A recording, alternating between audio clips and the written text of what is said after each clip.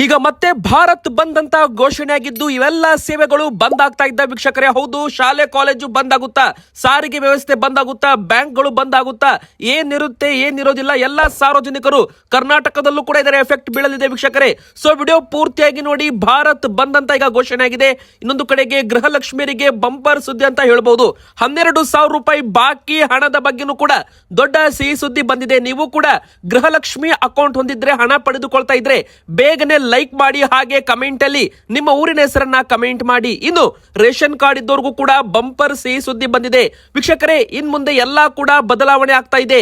ಎಲ್ಲ ಒಂದು BPL card ಇದ್ದವರು, ರೇಷನ್ ಕಾರ್ಡ್ ಇದ್ದವರು, ಪಡಿತರ ಚೀಟಿದಾರರು ವಿಡಿಯೋ ಪೂರ್ತಿಯಾಗಿ ನೋಡಿ. ನಿಮಗೆ 2-3 ಸಿಹಿ ಸುದ್ದಿಗಳು ಬಂದಿರುವಂತದ್ದು ವೀಕ್ಷಕರೇ. ಇನ್ನು ಬಂಗಾರ ಮತ್ತು ಬೆಳ್ಳಿ ದರ ಮತ್ತೆ ಇಳಿಕೆ ಆಗಲು ಪ್ರಾರಂಭವಾಗ್ತಾ ಇದೆ ವೀಕ್ಷಕರೇ.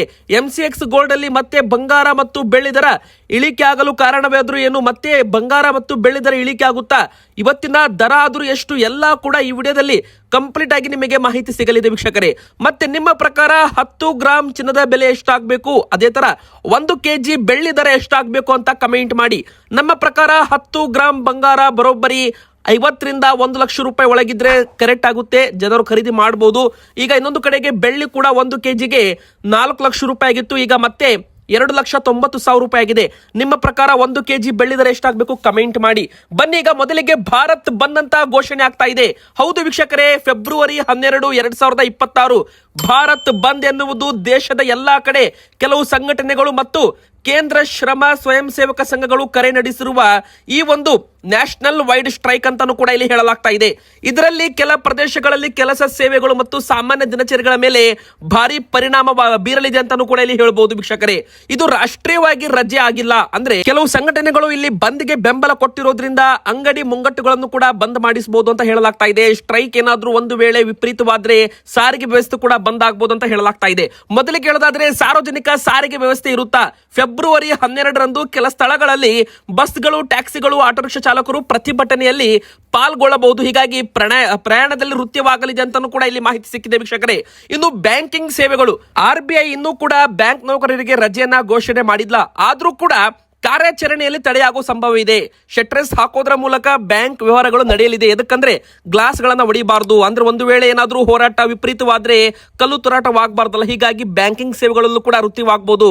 ಇನ್ನು ಮುಖ್ಯವಾಗಿ ಶಾಲಾ ಕಾಲೇಜು ವಿಷಯಕ್ಕೆ ಬಂದ್ರೆ ರಾಷ್ಟ್ರೀಯ ಮಟ್ಟದಲ್ಲಿ ಇನ್ನೂ ಕೂಡ ಶಾಲೆ ಕಾಲೇಜುಗಳಿಗೆ ರಜೆ ಇಲ್ಲ, ಹೀಗಾಗಿ ಶಾಲಾ ಕಾಲೇಜುಗಳು ಓಪನ್ ಇರುತ್ತೆ. ಆದ್ರೆ ಕೆಲವು ರಾಜ್ಯಗಳಲ್ಲಿ ಈಗ ಭಾರತ್ ಬಂದ್ ಆಗಿರೋದ್ರಿಂದ ಇದು ಕರ್ನಾಟಕದಲ್ಲೂ ಕೂಡ ಅನ್ವಯಿಸುತ್ತೆ. ಅದೇ ತರ ಕೆಲ ರಾಜ್ಯಗಳಲ್ಲಿ ಏನಾಗುತ್ತೆ, ಈ ಒಂದು ಪ್ರತಿಭಟನೆ ಭಯಂಕರವಾದ್ರೆ ಅಥವಾ ಏನಾದ್ರೂ ಪ್ರತಿಭಟನೆಯಲ್ಲಿ ಸಾರಿಗೆ ನೌಕರರನ್ನ ಇಲ್ಲಿ ಇನ್ವಾಲ್ವ್ಮೆಂಟ್ ತಗೊಂಡ್ರೆ ಅಥವಾ ರೋಡ್ ಗಳನ್ನ ಬ್ಲಾಕ್ ಮಾಡಿದ್ರೆ ಅವಾಗ ಸಾರಿಗೆ ವ್ಯವಸ್ಥೆ ಬಂದಾದ್ರೆ ಶಾಲೆ ಕಾಲೇಜ್ ಮೇಲೆ ಇದರ ಒಂದು ಪೆಟ್ಟು ಬೀಳಲಿದೆ. ಅವಾಗ ಆಯಾ ಜಿಲ್ಲಾಧಿಕಾರಿಗಳು, ಆಯಾ ಜಿಲ್ಲೆ ಜಿಲ್ಲಾಧಿಕಾರಿಗಳು ತಮ್ಮ ಒಂದು ತಾಲೂಕು, ತಮ್ಮ ಜಿಲ್ಲೆಯಲ್ಲಿ ಶಾಲಾ ಕಾಲೇಜುಗಳನ್ನ ರಜೆ ಘೋಷಣೆ ಮಾಡಬಹುದು. ಇದು ನಿಮಗೆ ಬೆಳಿಗ್ಗೆ 9:30 ಗಂಟೆಗೆ ಇದರ ಬಗ್ಗೆ ಅಪ್ಡೇಟ್ ಸಿಗಲಿದೆ ನ್ಯೂಸ್ ಚಾನೆಲ್ಗಳಲ್ಲಿ. ಇನ್ನು ಕೆಲ ರಾಜ್ಯಗಳಲ್ಲಿ ಟ್ರಾನ್ಸ್ಪೋರ್ಟ್ ಸಮಸ್ಯೆ, ಸಾರಿಗೆ ಸಮಸ್ಯೆ ಕಾರಣವಾಗಿ ಮುಚ್ಚಲಾಗುತ್ತಲ್ಲ, ಅಲ್ಲಿ ಇದರ ಎಫೆಕ್ಟ್ ಬೀಳಲಿದೆ ಅಂತಾನೂ ಕೂಡ ಇಲ್ಲಿ ಹೇಳ್ಬೋದು ವೀಕ್ಷಕರೇ. ಇನ್ನು ಮಾರ್ಕೆಟ್, ಅಂಗಡಿ, ಶಾಪ್ಗಳು, ಕೆಲ ಪ್ರದೇಶಗಳಲ್ಲಿ ಅಂಗಡಿ, ಸ್ಥಳೀಯ ಮಾರುಕಟ್ಟೆಗಳು ಮುಚ್ಚಬಹುದು. ಅಂದ್ರೆ ಇಲ್ಲಿ ಎಲ್ಲಾ ಅಂಗಡಿಗಳನ್ನ ಪ್ರೊಟೆಸ್ಟರ್ಸ್ ಅಂದ್ರೆ ಹೋರಾಟ ಮಾಡೋರು ಬಂದ್ ಮಾಡಿಸ್ತಾರೆ ಅಂತಾನೂ ಕೂಡ ಇಲ್ಲಿ ಹೇಳಲಾಗ್ತಾ ಇದೆ. ಇನ್ನು ಮುಖ್ಯವಾಗಿ ಪ್ರದೇಶದ ಪ್ರತಿಭಟನೆಗಳ ಮೇಲೆ ಅವಲಂಬಿಸಿಕೊಂಡು ಕೆಲವೊಂದು ರಸ್ತೆಗಳ ಮೇಲೆ ಸಂಚಾರವನ್ನ ತಡೆಯ ಮೂಲಕ ರ್ಯಾಲಿಗಳನ್ನ ಮಾಡೋದ್ರ ಮೂಲಕ ಸರ್ಕಾರಕ್ಕೆ ಈ ಒಂದು ಭಾರತ್ ಬಂದ್ ಯಶಸ್ವಿಯಾಗಿದೆ ಅಂತ ಕೇಂದ್ರ ಸರ್ಕಾರಕ್ಕೆ ತೋರಿಸೋದ್ರ ಮೂಲಕ ರೋಡ್ ಗಳನ್ನ ಬ್ಲಾಕ್ ಮಾಡೋ ಒಂದು ಸ್ಥಿತಿ ಕೂಡ ಇರಬಹುದು ಅಂತ ಹೇಳಲಾಗ್ತಾ ಇದೆ ವೀಕ್ಷಕರೇ. ಇನ್ನು ಆಸ್ಪತ್ರೆ ಸೇವೆಗಳು, ಹಾಸ್ಪಿಟಲ್ಗಳು ಓಪನ್ ಇರುತ್ತೆ. ತುರ್ತು ದಿನಕ್ಕೆ ಬೇಕಾಗುವ ದಿನಸಿ ವಸ್ತುಗಳು, ಹಾಲು, ಮೊಸರು ಎಲ್ಲ ಕೂಡ ಓಪನ್ ಇರುತ್ತೆ. ಔಷಧಿ ಅಂಗಡಿಗಳು ಓಪನ್ ಇರುತ್ತೆ. ರೈಲು ಸೇವೆ ಕೂಡ ಇರುತ್ತೆ ಅಂತ ಹೇಳಲಾಗಿದೆ ವೀಕ್ಷಕರೇ. ಬನ್ನಿ ಈಗ ಮತ್ತೊಂದು ದೊಡ್ಡ ಬ್ರೇಕಿಂಗ್ ನ್ಯೂಸ್ ಕೂಡ ಬರ್ತಾ ಇದೆ. ಗೃಹಲಕ್ಷ್ಮಿ ಯೋಜನೆ ಫಲಾನುಭವಿಗಳಿಗೂ ಕೂಡ 12,000 ರೂಪಾಯಿ ಬಾಕಿ ಹಣ ಇದೆಯಲ್ಲ, ಅದು ಕೂಡ ಈಗ ಜಮೆ ಆಗೋದಕ್ಕೆ ಶುರುವಾಗುತ್ತೆ. ಅದರಲ್ಲಿ ಮೊದಲ ಹಂತ 2 ಕಂತು 4,000 ರೂಪಾಯಿ ಜಮೆ ಆಗೋದಕ್ಕೆ ಶುರುವಾಗಿದೆ. ನೀವು ಕೂಡ ಗೃಹಲಕ್ಷ್ಮಿ ಫಲಾನುಭವಿಗಳಾಗಿದ್ರೆ ಒಮ್ಮೆ ಬಾರಿ ನಿಮ್ಮ ಅಕೌಂಟ್ ಚೆಕ್ ಮಾಡಿಕೊಂಡು ನಿಮಗೂ ಕೂಡ 25, 26ನೇ ಕಂತು ಅಂದ್ರೆ 4,000 ರೂಪಾಯಿ ಹಣ ಜಮೆ ಆಯ್ತಾ. ಈಗಾಗಲೇ ಹಳೆಯ ಕಂತು 2 ಕಂತು ಮಿಸ್ಟೇಕ್ ಆಗಿ ಜಮೆ ಮಾಡಿದ್ದಿಲ್ಲ ಫೆಬ್ರವರಿ ಮತ್ತು ಮಾರ್ಚ್ ತಿಂಗಳದ್ದು, ಅದು ಈಗ ಜಮೆ ಆಗಲು ಶುರುವಾಗಿದೆ ವೀಕ್ಷಕರೇ. ಹೌದು, ಈಗಾಗಲೇ ಬೆಂಗಳೂರಿಂದ ಹಿಡಿದು ತುಮಕೂರು, ಮಂಡ್ಯ, ಮೈಸೂರು, ಹಾವೇರಿ, ಹಾಸನ, ಕೊಡಗು, ದಕ್ಷಿಣ ಕನ್ನಡ, ಉತ್ತರ ಕನ್ನಡ, ಉಡುಪಿ, ಹಾವೇರಿ, ಕೊಡಗು ಈ ಭಾಗದಲ್ಲೂ ಕೂಡ ಮಹಿಳೆಯರಿಗೆ, ಗೃಹಲಕ್ಷ್ಮಿಯರಿಗೆ ಜಮೆಯಾಗಿದೆ. ಇನ್ನು ಬೆಳಗಾವಿ, ಬಾಗಲಕೋಟೆ, ಗದಗ, ಹುಬ್ಬಳ್ಳಿ, ಧಾರವಾಡ ಈ ಒಂದು ಭಾಗಗಳಲ್ಲೂ ಕೂಡ ಮತ್ತು ಬೀದರ್, ಯಾದಗಿರಿ, ಕಲಬುರಗಿ ಈ ಭಾಗದಲ್ಲೂ ಕೂಡ ಹಣ ಜಮೆ ಆಗೋದಕ್ಕೆ ಶುರುವಾಗಿದೆ.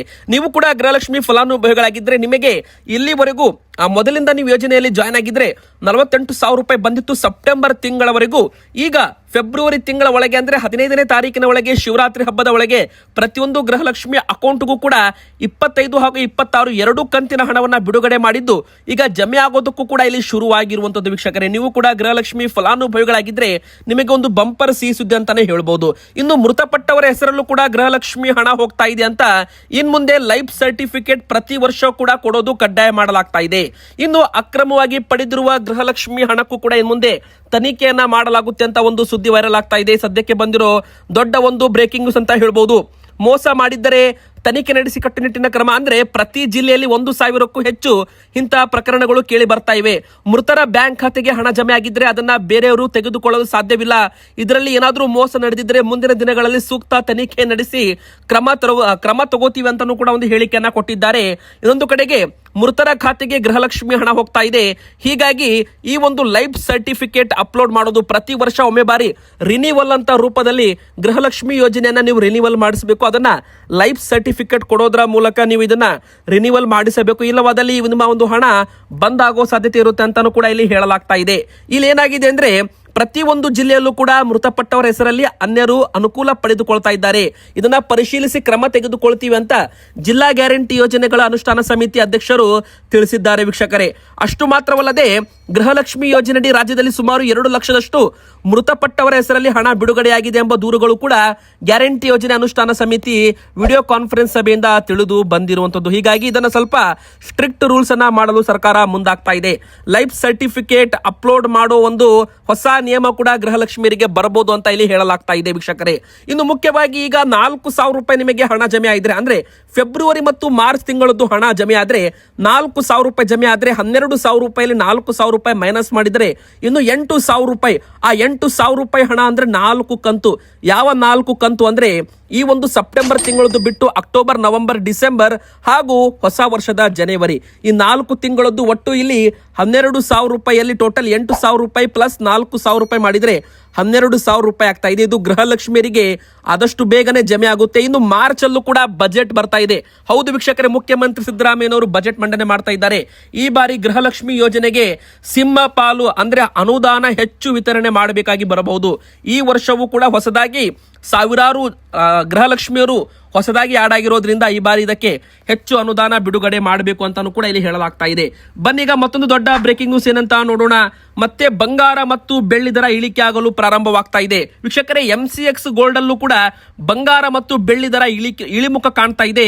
ಇನ್ನೊಂದು ಕಡೆಗೆ ಬೆಳ್ಳಿ ಕೂಡ ಭರ್ಜರಿ ಇಳಿಕೆ ಕಾಣ್ತಾ ಇದೆ. ವೀಕ್ಷಕರೇ, ಈಗ ಬೆಳ್ಳಿ ದರ ಮತ್ತೆ 10,000 ರೂಪಾಯಿ ಇಳಿಕೆ ಆಗೋದ್ರ ಮೂಲಕ 3 ಲಕ್ಷ ರೂಪಾಯಿ ಇತ್ತು 1 ಕೆಜಿಗೆ, ಈಗ ಮತ್ತೆ 2,90,000 ರೂಪಾಯಿ ಆಗಿದೆ. ಅಂದ್ರೆ 10,000 ರೂಪಾಯಿ ಬೆಳ್ಳಿ 1 ಕೆಜಿಗೆ ಇಳಿಕೆ ಆಗಿರುವಂತದ್ದು. ನಿಮ್ಮ ಪ್ರಕಾರ 1 ಕೆಜಿ ಬೆಳ್ಳಿ ದರ ಎಷ್ಟಾಗಬೇಕು? ನಮ್ಮ ಪ್ರಕಾರ 1 ಲಕ್ಷ ರೂಪಾಯಿ ಅಂದ್ರೆ 1,30,000 ರೂಪಾಯಿ 1 ಕೆಜಿ ಬೆಳ್ಳಿ ಆದ್ರೆ ಜನರು ಖರೀದಿ ಮಾಡಬಹುದು. ಇನ್ನು ಬಂಗಾರ ಕೂಡ ಇದೇ ತರ ಮತ್ತೆ 270 ರೂಪಾಯಿ 10 ಗ್ರಾಮ್ ಮೇಲೆ ಇಳಿಕೆ ಆಗಿದೆ. ಹೀಗಾಗಿ 1,58,780 ರೂಪಾಯಿ ಇತ್ತು 24 ಕ್ಯಾರೆಟ್ ಚಿನ್ನ, ಈಗ 1,58,510 ರೂಪಾಯಿ ಆಗಿದೆ. ಇನ್ನು 22 ಕ್ಯಾರೆಟ್ ಚಿನ್ನವು ಕೂಡ 1,45,300 ರೂಪಾಯಿ ಆಗಿರುವಂತದ್ದು. ವೀಕ್ಷಕರೇ, 22 ಕ್ಯಾರೆಟ್ ಚಿನ್ನ ಆಯಿತು. ಈಗ 18 ಕ್ಯಾರೆಟ್ ಚಿನ್ನದ ಬಗ್ಗೆ ಮಾತಾಡೋದಾದ್ರೆ 200 ರೂಪಾಯಿ ಇಳಿಕೆ ಆಗೋದ್ರ ಮೂಲಕ 1,18,890 ರೂಪಾಯಿ ಆಗಿರುವಂತದ್ದು 10 ಗ್ರಾಮ್ಗೆ. ಇನ್ನು ವೀಕ್ಷಕರೇ, ರೇಷನ್ ಕಾರ್ಡ್ ಇದ್ದವ್ರಿಗೂ ಕೂಡ ಬಂಪರ್ ಸುದ್ದಿ ಅಂತಾನೆ ಹೇಳ್ಬಹುದು. ಇನ್ ಮುಂದೆ ನಿಮಗೆ ರೇಷನ್ ಕಾರ್ಡ್ ಇದ್ದವರಿಗೆ ಒಂದಲ್ಲ 2 ಹೊಸ ಸಿಹಿ ಸುದ್ದಿ ಬಂದಿದೆ. ಮೊದಲಿಗೆ ಹೇಳೋದಾದ್ರೆ ಇನ್ ಮುಂದೆ ಎಲ್ಲಾ ಒಂದು ಇಂದಿರಾ ಕಿಟ್ಗೂ ಕೂಡ QR ಕೋಡ್ ಸ್ಕ್ಯಾನರ್ ಅನ್ನು ಅಳವಡಿಸಲಾಗ್ತಾ ಇದೆ. ಅಂದ್ರೆ QR ಕೋಡ್ ಸ್ಕ್ಯಾನರ್ ಮೂಲಕ ಒಂದು ಎಲ್ಲರಿಗೂ ಕೂಡ ವಿತರಣೆ ಆಗಿದೆ ಅಂತ ಸರ್ಕಾರಕ್ಕೂ ಕೂಡ ಟ್ರ್ಯಾಕಿಂಗ್ ಸಿಗಲಿದೆ ಅಂತಾನೆ ಹೇಳ್ಬಹುದು. ಅಂದ್ರೆ ಎಲ್ಲೂ ಕೂಡ ಮೋಸವಾಗೋದಿಲ್ಲ. ಜನರಿಗೆ ಎಲ್ಲಾ ಕೂಡ ವಿತರಣೆ ಆಗ್ತಾ ಇದೆಯೋ ಇಲ್ವೋ ಅಂತ ಸರ್ಕಾರ ಟ್ರ್ಯಾಕ್ ಮಾಡಬಹುದು. ಒಂದು ವೇಳೆ ಯಾರಾದ್ರೂ ಇವದನ್ನ ಹಣಕ್ಕೋಸ್ಕರ ಮಾರಾಟ ಮಾಡಿದ್ದಲ್ಲಿ ಅವರ ವಿರುದ್ಧ ಕಾನೂನು ಕ್ರಮ, ಅಂದ್ರೆ ಅವರಿಗೆ ದಂಡ ಹಾಕೋದಾಗಿರ್ಬೋದು, ಅವರ BPL ಕಾರ್ಡ್ ರದ್ದು ಮಾಡಿ ಅವರಿಗೆ APL ಕಾರ್ಡ್ ಕೊಡೋದಾಗಿರ್ಬೋದು. ಈ ತರ ಹೊಸ ಒಂದು ನಿಯಮವು ಕೂಡ ಜಾರಿಗೆ ಬರ್ತಾ ಇದೆ. ಇನ್ನು ಮುಖ್ಯವಾಗಿ ಅನ್ನಭಾಗ್ಯ ಫಲಾನುಭವಿಗಳಿಗೆ ಇಂದಿರಾ ಆಹಾರ ಕಿಟ್ ಕೂಡ ವಿತರಣೆ ಮಾಡಲಾಗುತ್ತೆ. ಒಂದು ಕುಟುಂಬಕ್ಕೆ 1 ಇಂದಿರಾ ಕಿಟ್ ಅಂತ ಈಗಾಗಲೇ ಘೋಷಣೆ ಆಗಿದ್ದು ನಿಮಗೆಲ್ಲ ಗೊತ್ತೇ ಇರಬಹುದು. 1 ಇಂದಿರಾ ಕಿಟ್ ನಲ್ಲಿ ಅಡುಗೆ ಎಣ್ಣೆ, ಉಪ್ಪು, ಸಕ್ಕರೆ, ತೊಗರಿ ಬೇಳೆ ಕೂಡ 4 ವಸ್ತುಗಳು ಇರಲಿದ್ದಾವೆ. ಇನ್ನು ಮುಖ್ಯವಾಗಿ ಅಕ್ಕಿ ಕೂಡ ಸಿಗುತ್ತೆ. ಅಂದ್ರೆ ಇಲ್ಲಿ ಕೇಂದ್ರ ಸರ್ಕಾರದ ಅಕ್ಕಿ ಕೂಡ ಸಿಗುತ್ತೆ. ಇನ್ನು ಕರ್ನಾಟಕ ಸರ್ಕಾರದಿಂದ ಅಕ್ಕಿ ವಿತರಣೆ ಬಂದ್ ಆಗ್ತಾ ಇದೆ. ಅಂದ್ರೆ ಅಕ್ಕಿ ಬದಲಾಗಿ ಇಂದಿರಾ ಕಿಟ್ನ ವಿತರಣೆ ಮಾಡ್ತಾ ಇದ್ದಾರೆ. ಇನ್ನು ಮುಂದೆ ಬಯೋಮೆಟ್ರಿಕ್ ವರ್ಕ್ ಆಗಿಲ್ಲ ಅಂದ್ರೆ ಮ್ಯಾನ್ಯುವಲ್ ಆಗಿ ಬರೆದುಕೊಂಡು ಪಡಿತರವನ್ನ ವಿತರಣೆ ಮಾಡಬಹುದು.